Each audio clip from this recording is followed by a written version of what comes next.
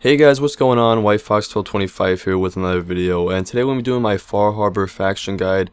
I did one of these for Fallout 4 and it worked really well. It's actually one of my most watched videos, and I figured I'd do it for the new DLC since it's the same premise with factions fighting each other.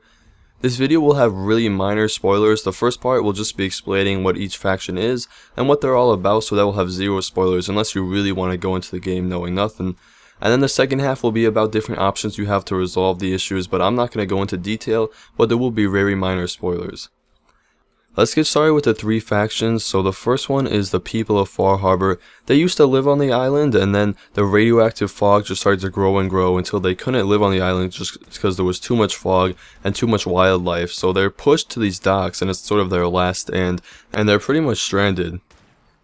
Naturally, they're pretty upset about it. Some of them blame the children of Adam, who we'll talk about a little later, and they also aren't a huge fan of synths. They're a little bit closed-minded, and that's pretty much them. They're just normal people, but overall they're not a big fan of outsiders at all.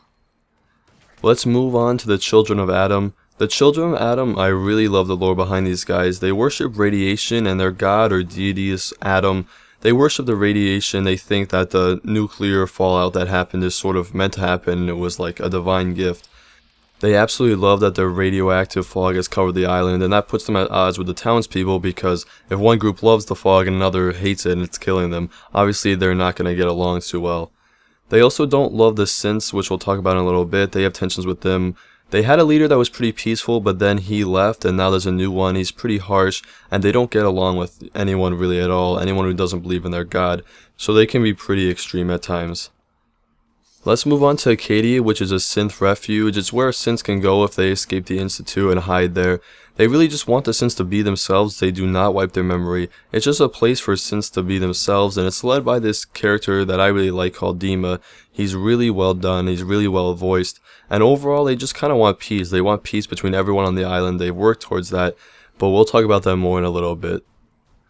The other factions that you can get involved are the Institute and the Brotherhood of Steel. Since there is a refuge for synths, you can let them know, and I won't say what they do, but obviously they will get involved somehow on the island, or you can choose not to let them know. You can also inform the railroad, but that really doesn't do much other than someone just coming to the island from the railroad. But the Brotherhood of Steel and the Institute will get directly involved if you inform them about the synth refuge. Let's move on and talk about how you can actually solve the conflict. So there are a lot of ways. There's a lot more options in the base game where you just had to pick one faction. Now you can really work with them all. You could choose to try to make peace between all three and have them live in harmony, or you could choose to destroy all of them if you want. So that kind of shows you the range of options you have. You can destroy all of them except one. You can destroy only one. It's really up to you how you make peace, and there are a lot of ways to end the conflict on the island. So that's pretty much it. Before I end the video, I will say there's absolutely no easy choices. Even making peace comes with moral sacrifices. It's really hard, and there was a decision in this game where I literally just spent an hour looking at my screen trying to figure out what to do. I think Bethesda did a really good job with the DLC. There are a lot of moral gray areas, and just a big thumbs up to them.